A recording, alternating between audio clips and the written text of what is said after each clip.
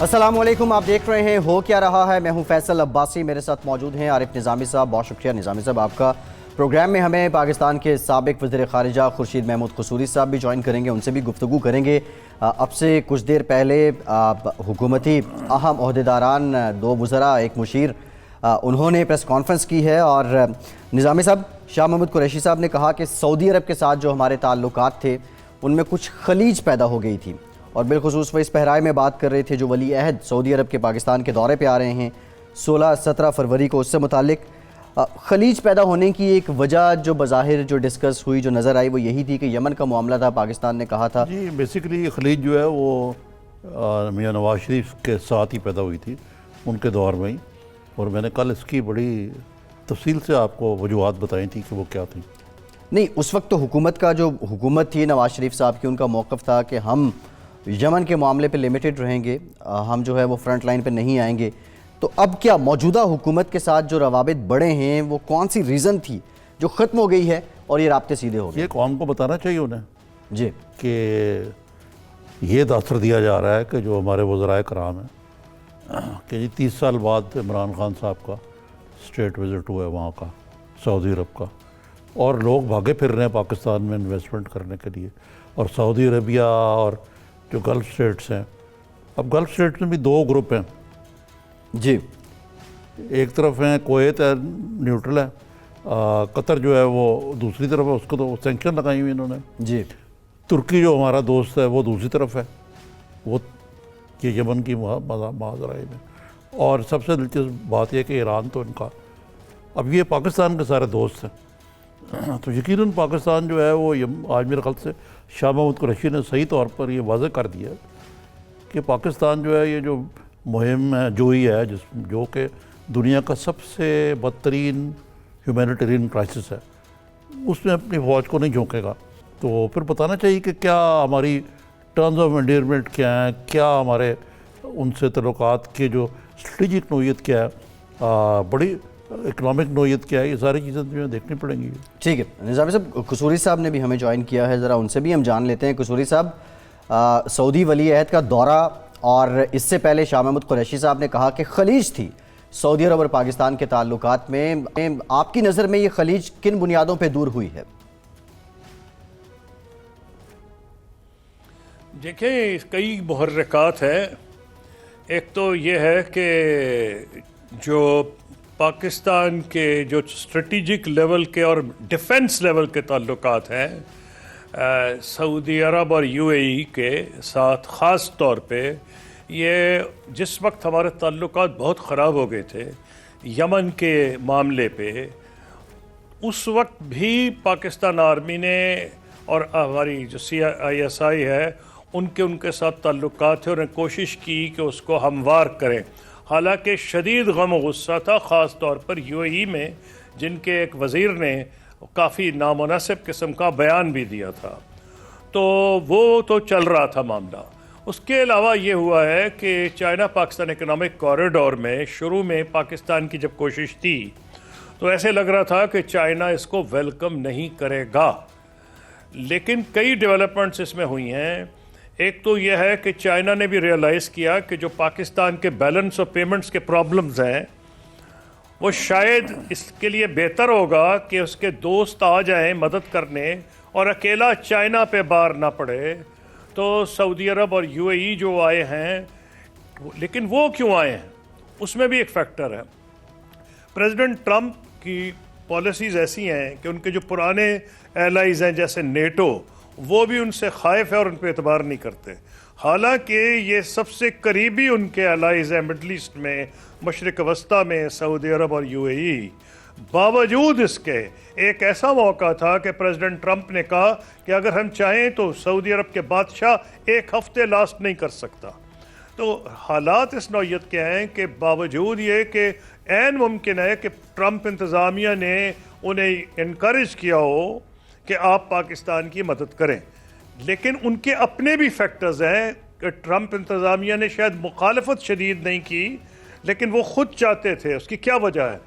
एक फैक्टर है जो अब आजकल काफ़ी जिक्र हो रहा है کہ ایران کے جو نیوکلیئر پروگرام کا معاملہ ہے وہ نیوکلیئر پروگرام تو آج کل رکا ہوا ہے, ایک حد تک کنٹرول ہوا ہے, لیکن جو میزائل پروگرام ہے ایران کا وہ بہت ترقی کر رہا ہے, جس کے اوپر پریزیڈنٹ ٹرمپ اور ان کی انتظامیہ بہت غصے کا اظہار کر رہے ہیں. تو لگ یہ رہا ہے کہ سعودی عرب کی جو ٹیکنالوجی ہے میزائل کی, اس کا ذکر اخباروں میں زیادہ پاکستان میں نہیں ہو رہا, باوجود میرا یہ خیال ہے کہ عین ممکن ہے کہ پاکستان ان کی, شاید میں تجزیہ کر رہا ہوں, میرے پاس انفارمیشن نہیں ہے, نہیں تو بڑا غیر ذمہ دار ہوگا کہ میں بحیثیت سابق وزیر خارجہ یہ امپریشن دوں, لیکن یہ میرا تجزیہ ہے کہ ممکنات میں ہے کہ پاکستان ان کی جو مدد ویسے کرتا ہے کہ ان کے انٹرنل سیکیورٹی میں سعودی عرب کی, اور 40 سال سے کر رہا ہے, اور ہمارے بندے یمن میں, حالانکہ یمن میں لڑنے کے لیے نہیں گئے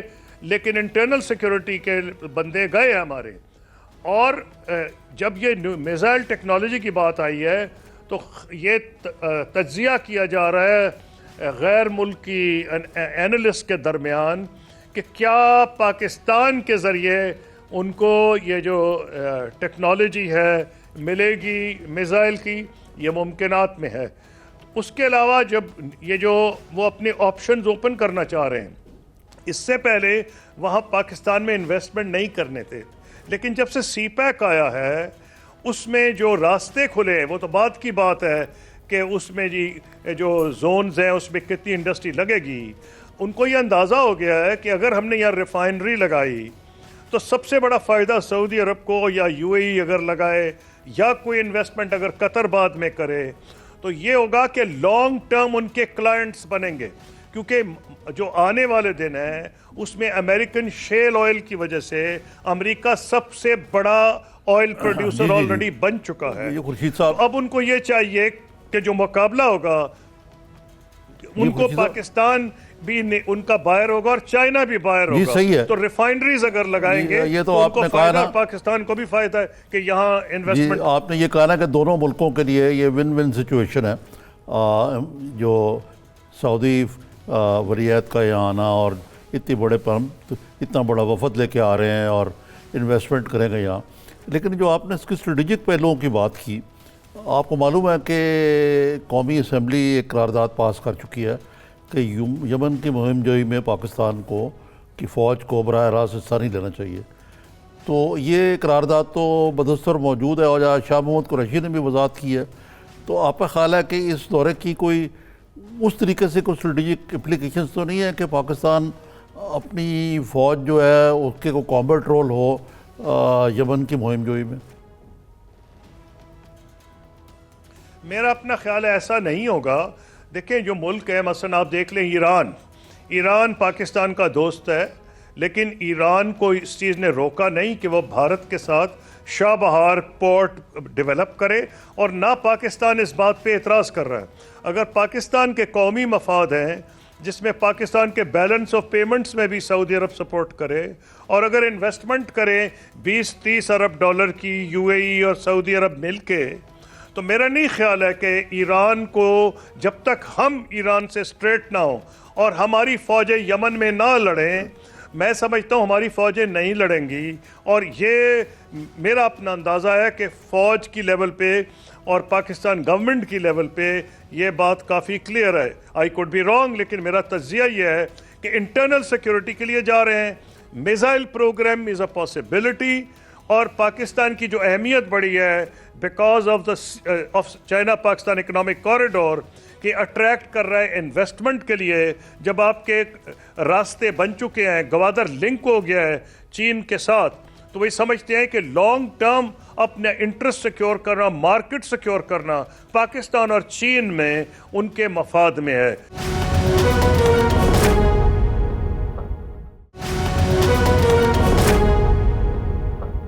ایک اور جو بڑی امپورٹنٹ ڈیولپمنٹ ہے, اس کو بھی پاکستان کا بڑا کلیدی کردار ہے, وہ ہے امریکہ کی اور طالبان کی, افغان طالبان کی بات چیت کرانا.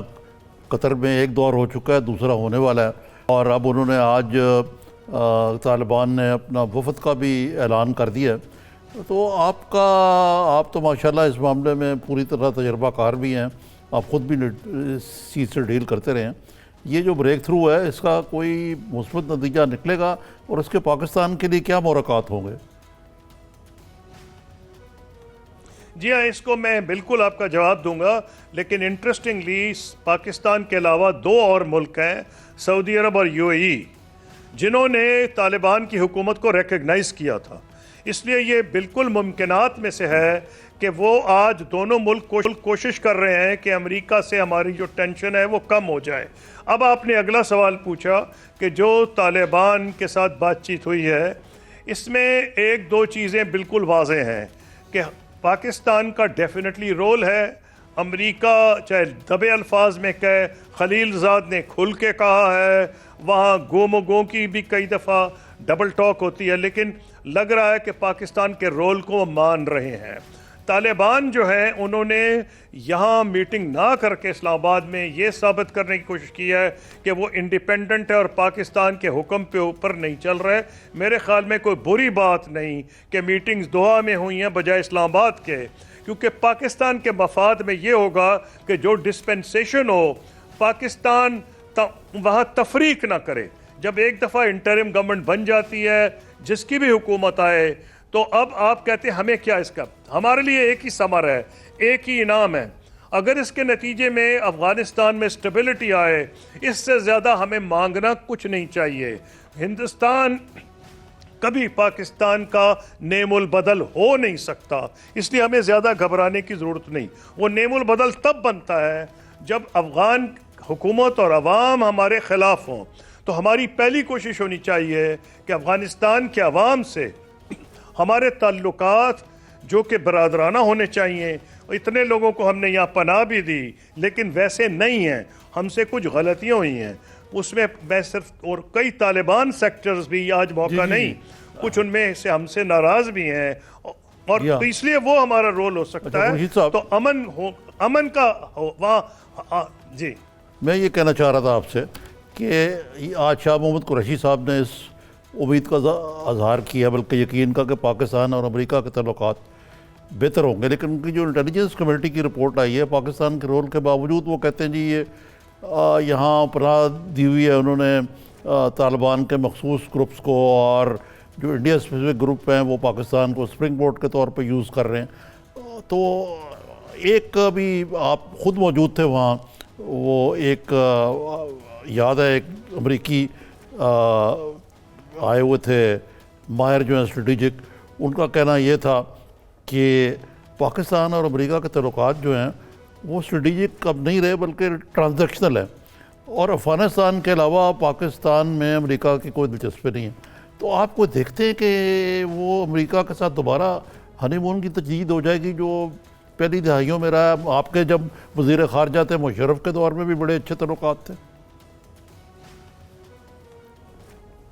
دیکھیے، ہماری کوشش کیا ہونی چاہیے، پہلے تو یہ بات ہے، ہماری کامیابی خارجہ پالیسی کی اس وقت تھی کہ چین کے علاوہ امریکہ اور یورپین یونین کے ساتھ ہمارے تعلقات بہت اچھے تھے.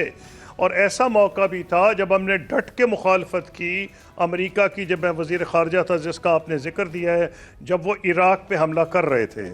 لیکن ہمارے چین امریکہ کے ساتھ تعلقات اچھے رہے، ملٹی فیسٹڈ، کثیر الجہتی تھے، اور صرف سیکیورٹی پہ لمیٹڈ نہیں تھے. اس میں ایجوکیشن کا پروگرام بھی تھا، انرجی تھا، ایگریکلچر، بہت سے فیکٹرز تھے، اکنامک کوآپریشن. اب آپ پوچھتے ہیں کیا تعلقات ویسے ہوں گے؟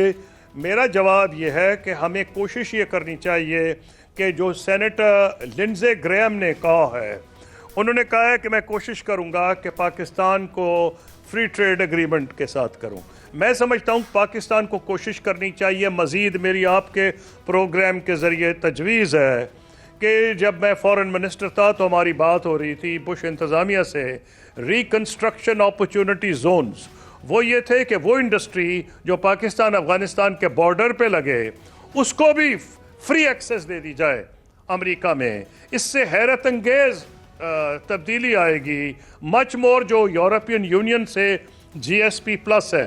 تو یہ اگر واقعی فری ٹریڈ ایگریمنٹ ہوتا ہے اور وہ انعام کے طور پہ ملتا ہے کہ پاکستان کا رول پازیٹیو ہے، تو یہ تو انعام بڑا ہی یوزفل ہے کہ ایک تو پاکستان اپنے پہ احسان کر رہا ہے افغانستان میں امن کی کاوش میں، کیونکہ وہاں کا امن ہمارے مفاد میں ہے، اوپر سے اگر امریکہ بھی ہمیں اس قسم کی پریفرنسز دینے کو تیار ہو، وہ مانے یا نہ مانے، ہمیں میرا خیال یہ ہے ہمیں کہنا چاہیے ریکنسٹرکشن اپرچونٹی زونز کا ہم ضرور ذکر کریں۔ ٹھیک، اچھا قصوری صاحب، آپ نے ہندوستان کا ذکر کیا، محمد بن سلمان پاکستان کے بعد بھارت بھی جائیں گے، بھارت میں انتخابات بھی ہونے والے ہیں، اور پاکستان کے اس وقت جو بھارت کے ساتھ تعلقات ہیں اس میں سعودی عرب کا کوئی کردار ہو سکتا ہے؟ جی ہاں، ہو سکتا ہے، اس کی ایک کشمیر کے وجہ حوالے سے ثالثی اگر وہ پاکستان میں ریفائنری، یہ کوئی ان کا مراد ہے کہ اگر کوئی وہ پاکستان میں پاک بھارت ریفائنری لگا تعلقات میں رہے ہیں، کوئی رول ادا کر سکیں وہ تو جی میں اس طرف آ رہا ہوں، جہاں تک آپ نے کہا اگر پاکستان میں 10 یا 12 بلین وہ لگائیں گے تو 44 بلین کا ان کا ہندوستان میں اسی قسم کا ایک انفراسٹرکچر کے بات چیت ہو رہی ہے ویسٹرن انڈیا گجرات کے قریب، ریاست گجرات کے قریب۔ اب کیوں کر رہے ہیں؟ کیونکہ آنے والے دور میں آئل کے لیے کمپٹیشن ہوگا، مارکٹس کے لیے ہندوستان بہت بڑی مارکٹ ہے، اگر وہ وہاں بڑی ریفائنری لگائیں گے 44 بلینز کی، اور پاکستان میں دونوں یو اے ای اور سعودی عرب، بعد میں شاید قطر بھی 20-25 بلین انویسٹ کر دیں گے، تو اپنی مارکٹ سیکیور کر رہے ہیں۔ وہ اس پوزیشن میں ضرور آ سکتے ہیں کہ بیک ڈور پہ کچھ نہ کچھ رول ادا کر سکیں، لیکن کشمیر کا مسئلہ بنیادی طور پر میں اپنے تجربے پہ کہہ سکتا ہوں پاکستان اور بھارت ہی حل کریں گے، بائی لیٹرلی حل کریں گے، جس کا حل میں نے اپنی کتاب میں جو دیا ہے، میں آج بھی دعوے سے کہتا ہوں کہ ویل کو ری انوینٹ نہیں کیا جا سکتا، اس میں ہمیں 3 سال لگے تھے، فوج بھی پیچھے تھی، آئی ایس آئی بھی پیچھے تھی، اسی طرح ہندوستان کی ڈیپ سٹیٹ بھی انوالوڈ تھی۔ اب یہ کلیئر ہو گیا ہے، سنجے بارو نے اپنی کتاب میں بتا دیا ہے کہ منموہن سنگھ صاحب بھی کشمیری میں جتنے جرنیل سرو کیے تھے، چاہے ریٹائر تھے یا اس وقت، سب کو کنسلٹ کر رہے تھے۔ جی خورشید صاحب، وہ حل ہے، کیا وہ حل کون کرے گا؟ حکومت پاکستان، حکومت ہندوستان۔ جی ٹھیک ہے، آپ کہہ رہے ہیں بائی لیٹرلی ہوگا۔ خورشید صاحب، ایک اور بات جو آج شاہ محمود قریشی صاحب نے بھی کہی ہے، اور اس سے پہلے وزیر اعظم بھی کہہ چکے ہیں، کہ لبنان کے وزیر اعظم سعد حریری نے ان کو کہا کہ میں نے بڑی غلطی کی، وہ میاں نواز شریف کو ڈیل دلوا کے اس وقت ایک رول ادا کر کے۔ تو اس میں آپ تو اس وقت حکومت میں تھے غالباً، تو آپ کے اس کے بارے میں کیا ویو ہے کہ غلطی کی، یا یہ ایک یہ ویو بھی ہے کہ پاکستان کو اپنے جو اندرونی معاملات ہیں وہ باہر ڈسکس نہیں کرنے چاہیے تھے؟ دیکھیے، میں آپ کو بڑا جچا تلا جواب دوں گا اور اس کا جواب یہ ہے کہ اس میں تو کوئی ڈاؤٹ نہیں کہ میاں صاحب جب تشریف لے گئے تھے باہر اور جو انہوں نے واپس آنے کی کوشش کی، تو حریری صاحب اور جو اس وقت کے کراؤن پرنس تھے، وہ کراؤن پرنس نہیں تھے اس وقت، انٹیلیجنس کے ہیڈ تھے، ان سے میرا بھی رابطہ تھا، بعد میں کراؤن پرنس ہو گئے سعودی عرب کے، یہ دونوں آئے تھے جو اسلام آباد ایئرپورٹ پہ انہوں نے پریس کانفرنس کی اور انہوں نے معاہدہ دکھایا۔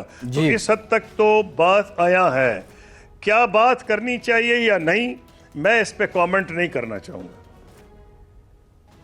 جی تو یہ آپ کا جواب یہی ہے کہ یہ معاہدہ تو ہوا تھا، لیکن میرا سوال یہ تھا کہ آیا اس مرحلے پہ اس کو، ٹھیک ہے وہ ایک ڈیل کی بات ہو رہی ہے، اس کی کیا ریلیونس ہے آج کی پاکستان کی پولیٹکس میں کہ اس کو وہاں ڈسکس کیا جائے؟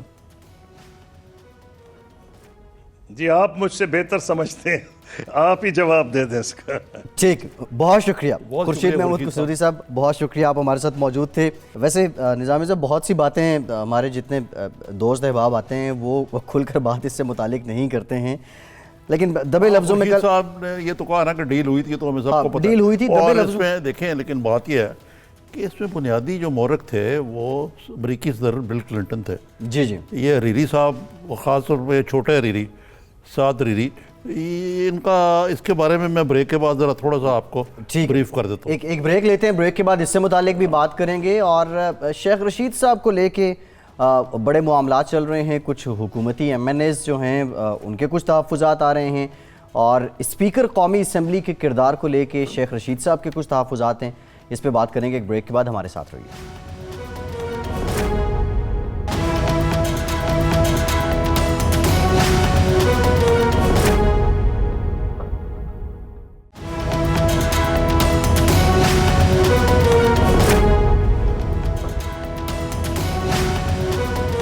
بریک کے بعد ایک بار پھر سے آپ کو خوش آمدید کہیں گے. پاکستان تحریک انصاف اور پاکستان تحریک انصاف کے اتحادی, سب سے بڑے اتحادی شیخ رشید احمد صاحب اس وقت کچھ تحفظات کا اظہار کر رہے ہیں, اور جو کردار ہے اسپیکر قومی اسمبلی اسد قیصر صاحب کا, اس سے متعلق بھی وہ کچھ گلے شکوے کر رہے ہیں. نظامی صاحب اس سے متعلق ہم بات کریں گے کہ یہ اصل کہانی کیا ہے. شیخ صاحب نے جو دعویٰ کیا ہے کہ بہت سے پی ٹی آئی کے لوگ ہیں جن کو تحفظات ہیں اسپیکر صاحب سے, اس سے متعلق بات کریں گے. لیکن آپ سعد حریری یعنی چھوٹے حریری صاحب سے متعلق کچھ بتا رہے تھے جو میں عرض کر رہا تھا کہ وہ کہتے ہیں جی انہوں نے ہاتھ اٹھا لیے.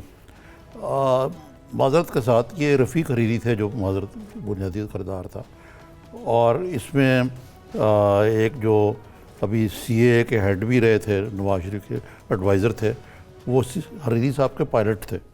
جی جی, جو ان کا آپ وہ شجاعت عظیم صاحب کی بات شجاعت عظیم صاحب کی بات کر رہا ہوں. یہ ان کی ایک انوفیشل کاوش تھی, لیکن اس میں جو بڑی طاقت امریکہ کا ایک کلیدی ہاتھ تھا.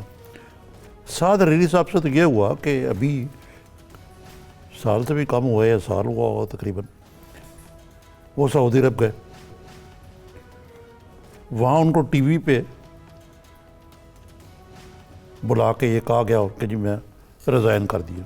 اس کے بعد وہ غائب ہو گئے وہیں سعودی عربیہ کہ جی ہی از ریزائنڈ. جی جی, یہ پھر بڑا فرانس کے صدر نے انٹروین کر کے ان کو بحال کرایا, ان کو رہا کرایا. تو اپنا حال تو یہ ہے, وہ اپنے نے جوگی تھے گوانڈ اڑان چندی, وہ کیا کریں گے, ہاتھ انہوں نے اٹھا لیے, وہ اس پوزیشن میں ہیں کہ وہ کچھ کر سکیں. اچھا, یہ جو معاملہ چل رہا ہے نظامی صاحب, شیخ رشید صاحب پہلے تو وہ ڈھیل کی باتیں کرتے رہے, لمبے عرصے تک ٹی وی ٹاک شوز بھی اس پہ ہوئے, لیکن اب شیخ صاحب کے اپنے ہی ان کے نشیمن پہ اپنے ہاں سے بجلیاں گرنے لگی ہیں. ریاض فتیانہ صاحب, راجہ ریاض بات یہ ہے کہ ٹھیک ہے اس وقت آپ کو ایسے لگتا ہے کہ پی ٹی آئی میں گڑمس مچی ہوئی ہے. مجھے اردو میں کوئی لفظ نہیں ملتا. گڑمس سے مراد ہے کہ عجیب افراتفری, گڑبڑ, کھچڑی پکی ہے, کھچڑی, اور ایک قسم کا ارتعاش اور ہیجانی سی کیفیت ان لوگوں پر طاری رہتی ہے. یا تو یہ اس چیز میں ماہر ہے سب کہ مخالفین کو گالیاں دو, یہ کرو وہ کرو. لیکن ایک بات تو ہے, ایک سیاسی جماعت ہے, عمران خان صاحب الیکشن جیت کے ہیں, ان کے کوئی الیکشن پارٹنر ضرور ہیں, لیکن چودھری پرویز رائے کو اس طرح کی گفتگو کریں تو کوئی سمجھ میں آتی ہے کہ 10-11 ایم پی ایز ان کے یہاں پہ ہیں. یہ ون مین ٹانگا پارٹی جو ہے, he wants to keep the whole party hostage, اور وہ ایک گلا پھاڑ کے وہ یہ باتیں کرتے رہتے ہیں. اب ظاہر ہے کہ یہ کاؤنٹر پروڈکٹیو ہے. اب ریاض فتیانہ کو کہتے ہیں کہ جی اس کو کیا پتہ یہ کون ہے, تو آج پالیٹکس میں آیا. پھر انہوں نے جو ریاض فتیانہ نے بات کی ہے کہ انہوں نے پی ٹی آئی میں ریزنٹمنٹ ہے, آپ کہہ رہے ہیں کہ ان میں ریزنٹمنٹ ہے, کہ یہ جس انداز سے پی ٹی آئی کے لوگوں کو سمجھتے ہیں کہ سب طفل مکتب ہے. میں اتنی دفعہ آیا ہوں بھائی, ریاض فتیانہ بھی 3 دفعہ وزیر رہ چکے ہیں, ان کی وائف بھی اسمبلی میں آ چکی ہیں, وہ بھی ویسا آ چکے ہیں. الیکشن ہارنے کی بات کرتے ہیں تو شیخ رشید خود کئی الیکشن آ رہے ہیں. پھر انہوں نے جو بات کہی ہے کہ پہلے آپ نواز شریف کے قصیدے گاتے تھے, اب آپ عمران خان کے قصیدے گاتے ہیں, تصویر لے کے آ جاتے ہیں, درمیان میں مشرف کے قصیدے بھی گاتے رہے. تو یہ باتیں غلط تو نہیں ہے نا, یہ تو حقیقت ہے, اس میں تو کوئی دو رائے نہیں. مطلب اتنی نہ بڑا پاکی ہے داموں کی حکایت کے, باقی تو سب ایسے ہی ہے, احمق ہے. وہ آپ کو یاد ہوگا نظامی صاحب 2002 میں پنڈی میں جب الیکشن ہو رہے تھے, نواز شریف صاحب ضلع وطن تھے, تو انہوں نے پی ٹی وی پہ بیٹھ کے کہا تھا کہ یہ سیٹ میں جیت کر اپنے قائد میاں نواز شریف کی جھولی میں ڈال دوں گا. اور پھر اسی بلبوتے پہ پنڈی کے عوام نے ان کو منتخب کیا تھا. سٹنٹ تھا وہ, ووٹ سمپیتھی لینے کے لیے نواز شریف کے ووٹ, اور پھر اس کے بعد یہ مشرف صاحب کے ساتھ مل گئے, پھر وزیر بھی رہے. یہ ایک لمبا سلسلہ. اسد قیصر صاحب کے بارے میں انہوں نے کہا کہ بہت سے پی ٹی آئی کے لوگ ہیں جنہیں اسد قیصر صاحب کے کردار پہ تحفظات ہیں. سوال یہ ہے کہ یہ پی ٹی آئی کے اسپوکس مین کیوں بن گئے؟ جی, اسد قیصر صاحب جو ہیں وہ اسپیکر قومی اسمبلی کے ہیں, اور وہ منتخب اسپیکر ہیں.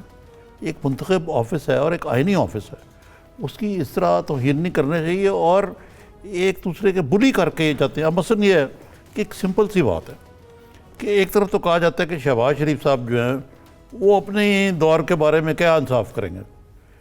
پبلک اکاؤنٹس کمیٹی میں وزیر جو ہو ہی نہیں سکتا ممبر, جی, میں یہ نہیں کہتا کہ آئین میں کہ لکھا ہوا ہوگا، یہ روایت نہیں ہے.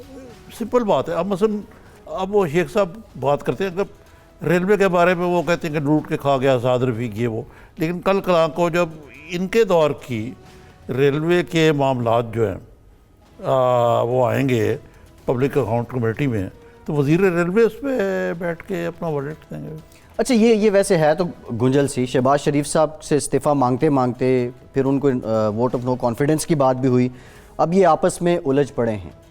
شیخ صاحب کا آپ کی نظر میں جانا پبلک اکاؤنٹس کمیٹی میں، اب انہوں نے کہا کہ میں سپریم کورٹ بھی چلا جاؤں گا، یہ بغض شہباز ہے یا کوئی اور نظریہ ہے؟ یہ دیکھیں، یہ عمران خان صاحب کو خوش کرنے کی کوششیں اور کچھ اور لوگوں کو خوش کرنے کی کوششیں بذو میں خود. میں یہ نہیں کہہ رہا کہ عمران خان صاحب کہہ رہے ہیں کہ تم ایسا کرو یا کوئی اور طاقتیں ان کو کہہ رہی ہیں، لیکن بذو میں خود ان کی پالیٹکس دیکھیں نا، ون مین شو ہے ان کا. اب ان کو جب تک وہ اس طرح کی گمکری نہ کریں وہ میڈیا پہ کیسے آ سکتے؟ ہم نے زندہ رکھا ہوا ان کو. باقی رہا ریلوے کے وزیر کے طور پہ کیا رول ہوتا ہے؟ کبھی وہ اب نئی کو ٹرین میاں والی میں کئی ٹرینیں چل چکی ہیں. جی کل وہ وزیر اعظم پاکستان نے افتتاح کیا ہے ٹریکنگ سسٹم کا. نظامی صاحب بعض پرانی باتوں کو نئی بنا کے اور نئی تختیاں لگا کے کارکردگی دکھائی جا رہی ہے. مقصد ہے یہ گورنمنٹ میں گمکری نہیں ہونی چاہیے، اور یہ بہت زیادہ یہ پی ٹی آئی کے اندر بھی ٹرینڈ ہے، اور خان صاحب اس کو اور یہ شیخ رشید صاحب بہت اس کو تقویت دے رہے ہیں. اب ریاض فتحانہ صاحب نے ان کے ہوا نکال دیا. اب ریاض فتحانہ نے ایک بات جو کہی نا بڑی امپورٹنٹ ہے، وہ کہتے ہیں میں انڈیپینڈنٹ آتا رہا ہوں. ان کو بھی پرواہ نہیں ہے، وہ پی ٹی آئی میں شامل ہوئے ہیں تو انہوں نے پی ٹی آئی پہ ایک فیور کیا اپنی طرف سے. تو ریاض فتحانہ کو کیا فرق پڑتا ہے؟ وزیر تو ہے نہیں، وہ الیکٹیبلز ہیں، ان کا سلسلہ چل رہا ہے، چلتا رہے گا جو سیاست ہے. یہ میوچل ریسپیکٹ بھی ہونی چاہیے اس معاملے میں. اچھا ذرا اسد کیسر صاحب دیکھیں. اسد کیسر صاحب جب اسپیکر کے پی اسمبلی تھے، پھر اس کے بعد وہ وزیر اعلیٰ کے امیدوار بھی رہے، جو کے پی کے وزیر اعلیٰ کے، اس کے لیے بھی وہ بڑے فیوریٹ تھے. ہمارے پروگرام میں بھی آ چکے ہیں، انتہائی مدبر آدمی ہیں. اور پی ٹی آئی کے ساتھ ان کی ایفیلیشن پچھلے 20-25 سال کی ہے. انہوں نے کہا یہ کہ یار مجھے آپ کیا لیکچر دے رہے ہیں، میں تو اتنی دیر کا پی ٹی آئی کا بانی ممبر ہوں. اب وہ ریئل آپ کہہ لیں کہ پی ٹی آئی کے جیالوں میں یہ ان لوگوں میں سے نہیں ہیں جو فصلی بٹیرے شامل ہوئے ہیں پی ٹی آئی میں یا کوئی اور طرح الیکشن لڑکے ہیں. یہ خالص پی ٹی آئی کے ان لوگوں میں سے ہیں جو کہ اس کلچر میں نہیں رنگے ہوئے گالی گلوچ کے. اور آپ کے پی میں دیکھیں تو دو لوگ ہی نظر آتے ہیں، شاہ فرمان اور اسد کیسر، جو میجر آفس ہولڈر ہیں اور وہ پی ٹی آئی کے ریئل کارکن بھی ہیں. لیکن ان کے اختلافات اس وقت بھی تھے، پھر بعد میں جو صوبائی الیکشن ہو رہے تھے اس وقت بھی. کن کے؟ اسد کیسر صاحب کے، جو پرویز خٹک صاحب ہیں. باقی لوگوں کے ساتھ ان کے صوبے میں اختلافات تو تھے. تو شیخ صاحب کہیں اس حوالے سے تو بات نہیں کر رہے کہ پی ٹی آئی کے لوگوں کو ان پہ تحفظات ہیں؟ شاید کر رہے ہوں. شیخ صاحب از فشنگ ان ٹربلڈ واٹرز. میرا خیال ہے کہ اس وقت تو عمران خان صاحب کو ان کی ضرورت ہے. ایک ان گائیڈڈ میزائل ہیں وہ، لیکن بالآخر کوئی تھوڑا سا میرا خیال ہے کہ ریسٹرین کی پالیسی جو ہے نا وہ اپنانی پڑے گی. اسی لیے یہ جو ہے نا یہ گو مغو اور نفسا نفسی کی جو کیفیت ہے یہ اب ختم کر کے پی ٹی آئی کو اپنا معاملات جو ہیں وہ گورننس کے ایشوز کی طرف، ڈیلیوری کی طرف لے جانا چاہیے. یہ فروغی لڑائیاں جو ہیں یہ اس کا ملک متحمل نہیں ہو سکتا.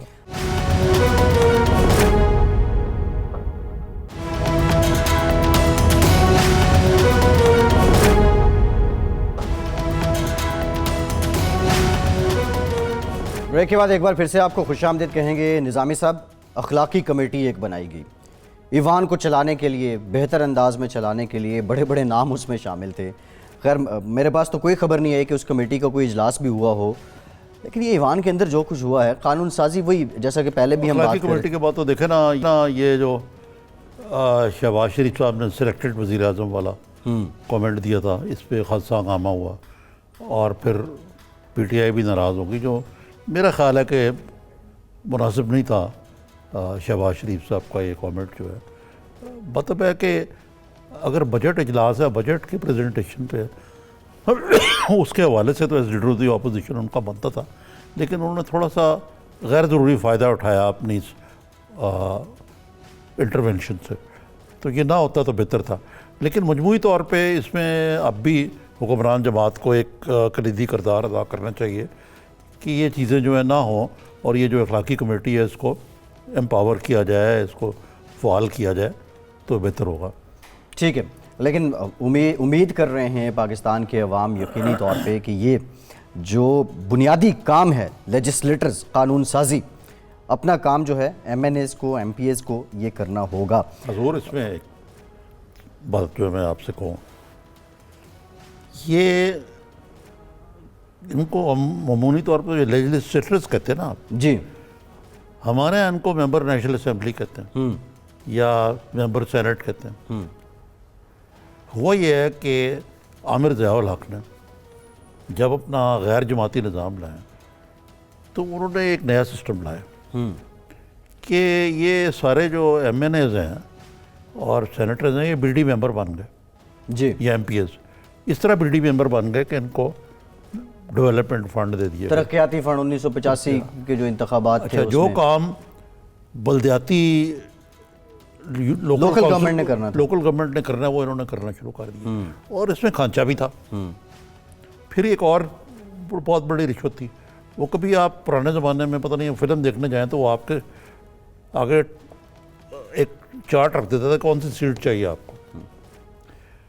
اب ہوا یہ کہ جو پلاٹ ہیں، جتنی ایم این اے کی قیمت زیادہ تھی پارٹی لیس، اتنا ہی اچھا پلاٹ اس کو دے دیا جاتا تھا۔ اچھا، تو مقصد ہے کہ یہ ان کا جو اصل کام تھا اس سے ہٹ گئے اور واپس ہی نہیں آئے کبھی۔ اچھا نظامی صاحب، ثوابدیدی فنڈز عمران خان صاحب آئے تھے، انہوں نے ختم کرنے کی بات کی تھی، لیکن یہ الیکٹیبلز پھر کدھر جائیں گے اگر یہ ثوابدیدی ایگزیکٹلی، اب وہ فنڈ جو ہیں انہوں نے اگر اس حد تک نہیں تو بحال کر دیے، جی، ٹھیک ہے نا؟ ہاں، بینر بدل دیے لیکن بحال وہ ایک طریقے سے ہو گئے ہیں اور پیسے اب ملیں گے ان کو، ایم این ایز کو۔ یہ جو ہے نا اس میں اب یہ لیجسلیشن جو ہے یہ تو ایک سیکنڈری چیز ہوگی۔ ایم این اے جو سارے تو نہیں میں کہوں گا لیکن بہت سارے، ان کی کوشش یہ ہوتی ہے کہ ایک تو اپنے کنسٹیٹوئنٹ سے کام کرائیں، جی جی، یہ ان کا کام ہے، نوکریاں دلائیں ان کو، ٹھیکے دلوائیں، اپنے کام کرائیں، اور جو پیسہ لگایا ہے الیکشن کے اندر اس سے کئی گنا زیادہ، موسٹلی کک کئی بیکس گنا زیادہ کمائیں، بالکل ایسا ہی ہوتا ہے۔ یا آپ شوگر ملیں لگائیں۔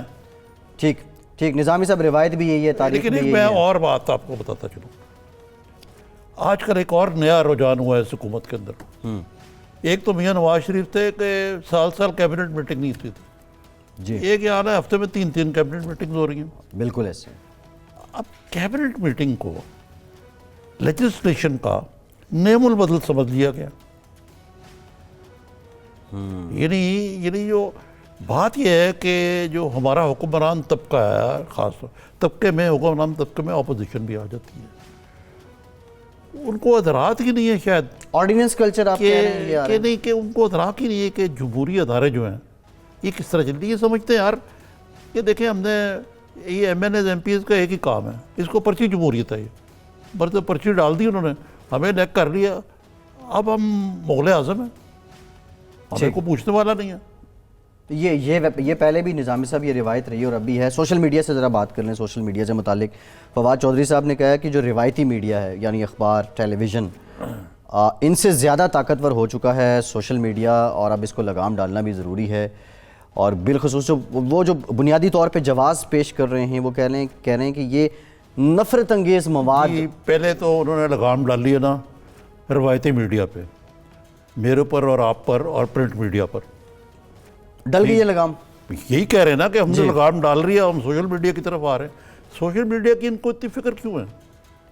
اس لیے کہ P T I is a success story of social media, انہوں نے بہت استعمال کیا ہے، بالکل ایسے، ٹھیک ہے نا؟ اب ان کو ڈر لگتا ہے کہ یہ اب دوسری پارٹیاں بھی آ گئی ہیں اس میدان میں، جی ٹھیک ہے، اور پھر اس میں یہ کہنا کہ جی اس میں مقتدر ادارے بھی شریک ہیں اور میڈیا ریگولیٹری اتھارٹی میں بھی کریں گے یہ دیکھیں بات یہ ہے کہ یہ تو میں ٹھیک کہتا ہوں کہ پاکستان کے خلاف اور ایسے سلسلے کے لیے یا سیکسول ہیرسمنٹ کے لیے یا بلیک میلنگ کے لیے سوشل میڈیا کو استعمال کرنے میں قانون کو، سائبر لاز کو اسٹرینتھن کرنا چاہیے، لیکن اگر اس کے ساتھ بدنیتی ہے کہ throwing the baby with the bath water, کہ جینوئن ڈسینٹ کو اور جینوئن کرٹیسزم کو اور جینوئن ایک ڈائلاگ کو اس طریقے سے کچلا جائے، تو یہ بڑا افسوسناک ہوگا۔ اچھا وہ انہوں نے کہا ہے کہ ایکسیپٹ کیا ہے کہ روایتی میڈیا کی جگہ ڈیجیٹل میڈیا نے لے لی ہے اور جس کی وجہ سے روایتی میڈیا کے لوگ وہاں کام کرنے والے سفر کر رہے ہیں۔ ایک رضوان رضی صاحب ابھی اریسٹ ہوئے ریسنٹلی، جی جی ٹھیک ہے نا، ان کا جو بھی کرائم تھا اور انہوں نے معافی مانگی، غلط کیا انہوں نے، ان کے خلاف کیس بھی رجسٹر ہو گیا، FIR بھی ہو گئی، جی ضمانت بھی ہوگی میجسٹریٹ بعد میں ضمانت ہو گئی، لیکن اتنا بڑا افواہ بنانے کی کیا ضرورت تھی؟ مقصد ہے کہنے کا یہ کہ ہم سینس آف بیلنس لوز کرتے جا رہے ہیں، اور جو شہری آزادیاں ہیں اور تحریر و تقریر کی آزادیاں ان پر مختلف طریقوں سے قدغن لگ رہے ہیں۔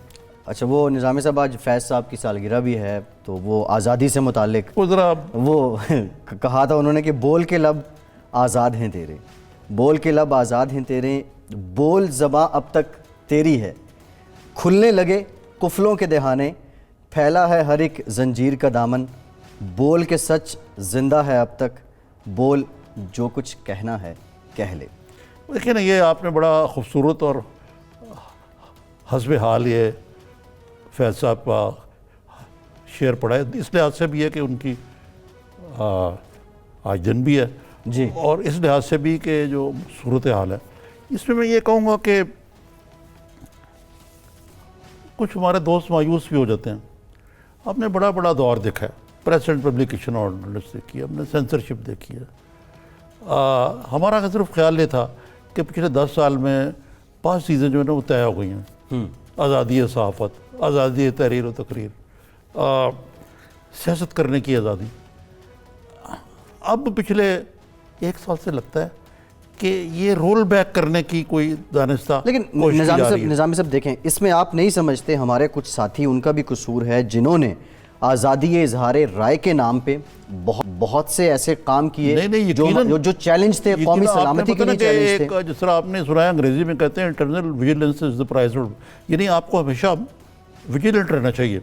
اب اگر آپ کے ہم خود جو ہیں وہ بے ظلمیوں کا شکار ہو جائیں، اب ایجنڈا ڈریون جرنلزم کریں، دیکھیں نا بات یہ یہاں ایجنڈے ہیں۔ اب آپ کو پتہ ہے پچھلے دور میں میاں نواز شریف کے دور میں پتہ تھا کئی ہمارے دوست جو ہیں وہ بالکل اس طرف لگے ہوئے تھے، کوئی ادھر لگا ہوا تھا، کوئی ادھر لگا ہوا تھا، ترجمان بنے ہوئے تھے۔ اور جب یہ PTI والا کہتے تھے لفافہ جرنلزم، تو وہ لفافہ جرنلزم والی بات اتنی غلط بھی نہیں تھی نا، وہ صحیح تھی کہ برائے بلا واسطہ طور پہ۔ لیکن مصیبت یہ ہے کہ اب جس طرح میں اپنی رائے کا اظہار کرتا ہوں، PTI والے مجھے بھی کہتے تم لفافہ خور ہو۔ ہاں یہ بھی ایک مسئلہ ہے، ٹھیک ہے نا، وہ کہتے ہیں نا کہ آگے گرے تو منہ ٹوٹتا ہے، پیچھے گرے تو کمر ٹوٹتی ہے۔ نظامی صاحب، فواد چودھری صاحب نے ایک اور بات کی کہ کہتے ہیں بھٹو صاحب کے بعد عمران خان جو ہیں مشرق وسطیٰ میں ان کا بڑا اہم کردار ہے، اور ابھی تک 6 مہینوں میں عمران خان صاحب نے جس طریقے سے پاکستان کی جو خارجہ پالیسی ہے، یہ جو سفارتکاری ہے، وہ کافی ہم اپریشیٹ کر سکتے ہیں، لیکن ذوالفقار علی بھٹو کی سفارتکاری اور عمران خان کی سفارتکاری میں کیا فرق ہے؟ He is seeking for a super, مطلب ہے ان کے وزیر ہیں، ان کو یہ کہنا۔